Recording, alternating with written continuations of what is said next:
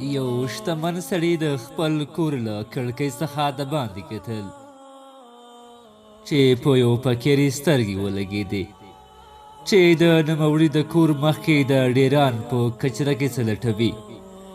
شتمن له ځان سره وویل شکر خدایه چې فقیر او بې وزله نه یم. په ډیران کې لالهان د فقیر په یوه لیوني سترګې ولګېدې چې د سړک په څنډو روان دی، له ځان سره افلتې وایي. فقیر له ځان سره وویل شکر خدایه چې لیونی نه یم، فقر او غریبي خو کوم عیب نه دی. د لیوني امبولانس ته ورپام شو چې بیړنی ناروغ روغتون ته لیږدوي. له ځان سره یې وویل شکر خدایه چې ناروغ نه یم، که هر څه یم په خپلو پښو خو روان یم.